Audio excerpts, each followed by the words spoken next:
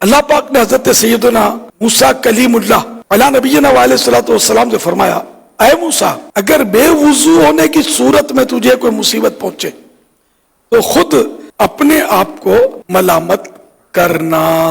یہ پھر اعلیٰ حضرت فرماتے ہیں ہمیشہ باوضو رہنا اسلام کی سنت ہے۔ باوضو تو بڑا امن میں رہتا ہے، اللہ کریم ہمیں توفیق دے، ہم سے رہا نہیں جاتا، ذہن ہی نہیں ہے مطلب باوضو رہنے کا، کوئی یعنی وجہ نہیں ہوتی، صرف سستی۔ بعض اوقات وجہ ہوتی ہے، بعض اوقات نہیں ہوتی، صرف سستی، جس سے بھی بند پڑے، کوئی رکاوٹ نہیں ہے۔ یہ نوجوانوں کے لیے آسانی ہوتی ہے، واقعی بولتا ہوں، بوڑھے جو ہوتے ہیں نا ان کے لیے دشواری ہوتی ہے، آپ کو نہیں سمجھ آئے کہ بوڑھے کو کیا دشواری ہوتی ہے۔ اس کا وضو جو ہے نا اس کے لیے سنبھالنا ایک چیلنج ہوتا ہے، نوجوان کو کچھ بھی نہیں ہوتا، پتہ بھی نہیں چلتا، گھنٹوں اس کا وضو رہ سکتا ہے، تو اس سے فائدہ اٹھانا چاہیے۔ جوانی میں جو عبادتوں کے مواقع ہیں نا ان میں ایک وضو بھی ہے، تو کبھی اس کو موقع ہے، یہ وضو جتنے گھنٹے سنبھال سکتا ہے سنبھال لے۔ جو آپ نے ابھی بیان فرمایا، جو لکھا ہوا ہے کہ اگر تمہیں کوئی اس کی ایک آدھ، جیسے کہ یہ مدنی پھول اگر کوئی سنتا ہے تو کوئی مصیبت پہنچے تو خود اپنے آپ کو ملامت کرنا۔ کوئی اس کی مثال اگر مثال جیسے اب قیاسی ہو سکتی ہے انڈرسٹوڈ، کہ خدا نخواستہ مطلب کہیں کوئی چھت گری، دیوار گری اور 2-3 بندے بھاگ کر نکلنے میں کامیاب ہو گئے، معلومات کرنے پتا چلا کہ یہ 2-3 جو بھاگ کر نکلنے میں کامیاب ہوئے نا، باقی سب دب گئے، تو یہ باوضو تھے۔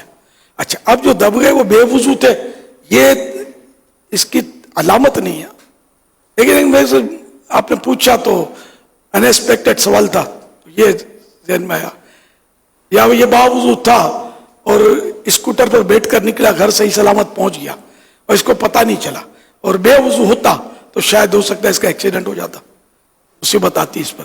کئی مصیبتیں ہم سے دور ہو جاتی ہیں، ہم کو پتہ تھوڑی چلتا ہے یہ مصیبت آنی تھی اور دور ہو گئی، یا یہ سخت بیمار ہونا تھا اس نے، لیکن چونکہ یہ آج سارا دن باوضو رہا تو بیماری اس کو نہیں آئی۔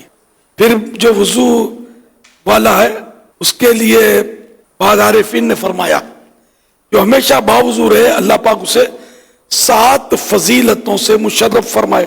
نمبر 1، ملائکہ اس کی صحبت میں رغبت کریں۔ نمبر 2، قلم اس کی نیکیاں لکھتا رہے۔